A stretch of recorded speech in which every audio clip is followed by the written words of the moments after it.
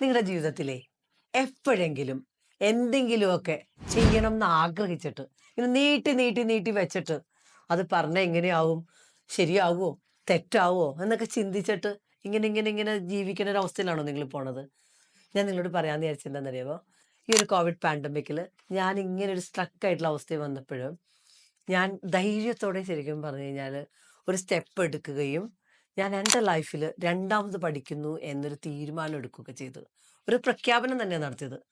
ഇന്ന് തിരിഞ്ഞു നോക്കുമ്പോൾ ഞാൻ എടുത്ത ആ ഒരു ഡിസിഷൻ എൻ്റെ ഒരു ഐഡൻറ്റിറ്റി തന്നെ മാറ്റിയിട്ടുണ്ട്. അപ്പോൾ ഞാൻ നിങ്ങളോട് പറഞ്ഞെന്താ വെച്ച് കഴിഞ്ഞാൽ, നമ്മുടെ ലൈഫിൽ നിങ്ങൾക്ക് ഏറ്റവും ഇഷ്ടപ്പെട്ട നിങ്ങളുടെ പങ്കാളിയെ കല്യാണം കഴിക്കാനാവാം, നിങ്ങളുടെ ലൈഫിൽ നിങ്ങൾ ഇഷ്ടപ്പെട്ട പ്രൊഫഷൻ എടുക്കണതാവാം, നിങ്ങളുടെ എന്തെങ്കിലും കാര്യമായേക്കാം. എന്ത് കാര്യങ്ങളും മാറ്റിവെക്കാതെ ധൈര്യത്തോടെ നിങ്ങൾ നിങ്ങൾക്ക് വേണ്ടി നിലകൊണ്ടാൽ ലൈഫ് മാറും. അപ്പം അത് സംസാരിക്കേണ്ട ആൾക്കാരോട് പറയാനും ധൈര്യം കാണിക്കുക.